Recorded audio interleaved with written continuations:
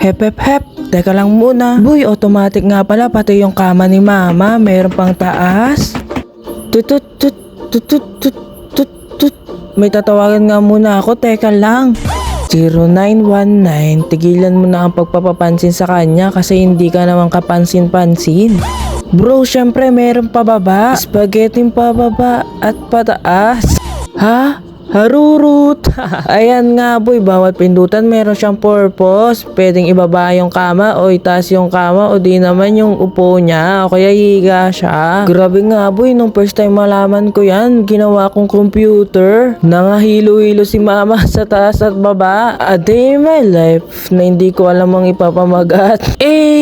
Sobrang uwi. Ayan na nga, mag-aalmusal na si mama. Kailangan niya na kumain kasi iinom pa siya ng gamot. Tara, kain tayo. Boy, ako lang ba o kayo din? Napapansin niyo ba na nanaba na si mama? Ang sabi niya diet daw, pero pag may nakita siyang pagkain, kakainin niya kaagad. Tapos kapag pinapaalala ko na diet siya, sasabihin niya konti lang daw. Pagkatapos nga kumain ni mama, ako naman ang kakain. Tara, kumuha ka na ng bahaw dyan at ako'y iyong samahan hanggat mainit-init pa yung ulam. Hoy self, wag mo nga silang iyayain kumain. Aba, teka, napakadamot mo naman. Parang hindi ka naman nag-grade 2. Malamang hindi mo naman talaga sila mabibigyan talaga.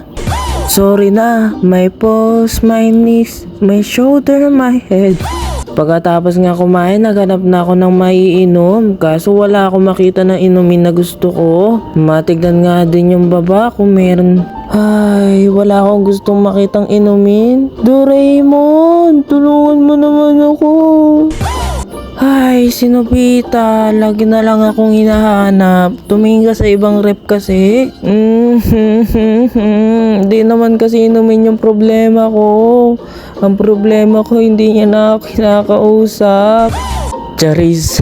Boy, meron nga palang rep dito, 4 at iba-iba yung laman. Ang hilig nga pala nila kasi mag-imbak ng pagkain. Kaya pag nagutom ka, merong andudukutin. Boy, paano ba naman kapag nasa Pinas kami, kaya lang binubuksan yung rep kasi may paninda kami. Sayang kasi sa kuryente, pero dito mura ang kuryente ha. Partida, meron 4 na rep na hindi pinapatay. Boy, ito nga pala sinasabi kong banga, may iba't ibang laman yan. Sitaw, bataw, batani.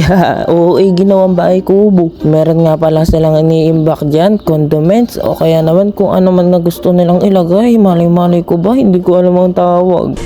Malay-malay ko ba kung anong gusto nilang ilagay? Pwede rin bomba. Uy, dahil isa akong Pilipino at marites, tara mag-unbox tayo. Uy, hindi naman kasi parcel yan at hindi naman ugis box. Okay, sige, open base na lang. Buksan na lang ang banga at tignan ang laman. Dami mo pang inarting tinatawag dyan. Unang banga, lupa pala yung laman. Charis, hindi yan lupa bro. Shabu, shabu, ay mo.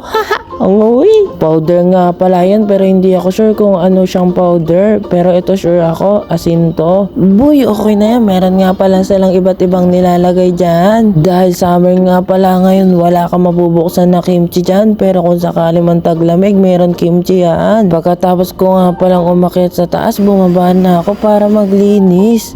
Lilinisin na rin pala kita para yung utak mo malinis-linis. Mabawas-bawasan yung pagiging chismoso mo. Uy, boy, pagkatapos ko nga pala maglinis, magsasaing na. Meron nga pala siyang halong beans at saka brown rice. Boy, yung tubig nga pala sa lababo, pwedeng hot, pwede rin cold. Matapos nun, pwede nang ilagay sa rice cooker. Grabe nga, automatic yung rice cooker nila dito. Pwede ka rin magluto ng chicken soup. Boy, nakalimutan ko na nga pala yung iba, pero mostly kanin talaga ang niluluto namin dyan. Grabe nga, ang bilis ng oras, tanghalian na, kaya naman kakain na naman. Pagkatapos nga kumain, pahinga unti, tapos hugas na naman ng plato. Boy, kinagisnan nga pala nila dito na bawal mag-imbak ng plato. Dapat agad-agad hugasan. Sa Pinas nga pala, umabot na ng 1 linggo, hindi pa nahugasan. Uy, charot lang.